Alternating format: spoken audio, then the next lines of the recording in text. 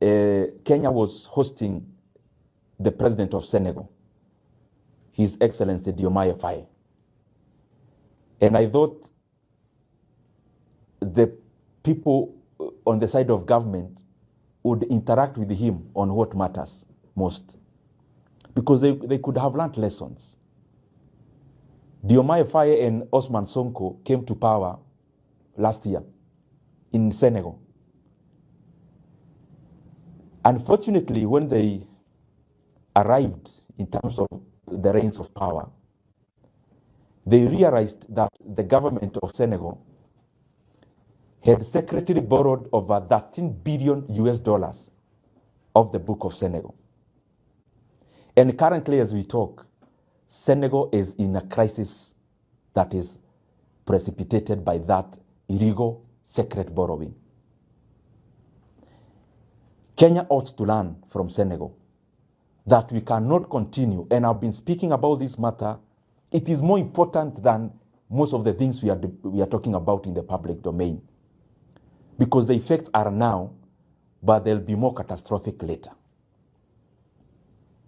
Kenya continues to borrow illegally secret loans that are not included in the book of loans. When you hear me talk about Kenya is borrowing 3.5 billion every day, it does not include the money the government keeps on borrowing on securitization. They already did 7 shillings of fuel levy in terms of collecting in advance. They are now securitizing another 5. Kenya now is in the process of taking a loan using the housing levy. That the housing levy Kenyans ought to pay for the next 7 to 10 years, they want to borrow today. Meaning even the flexibility of any government that would come and they would want to abolish or lower some of these levies is being constrained. And I keep wondering why the National Treasury can come up with even those kind of documentations and not batting even their eyes. They don't seem like they're doing the wrong thing.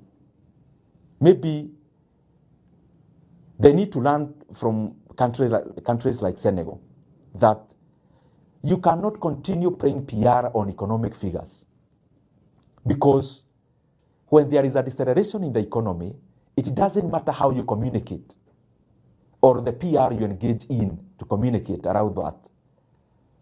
Figures will continue to manifest. And unfortunately, that is why in Kenya, when you interact with Kenyans, they say there's no money, because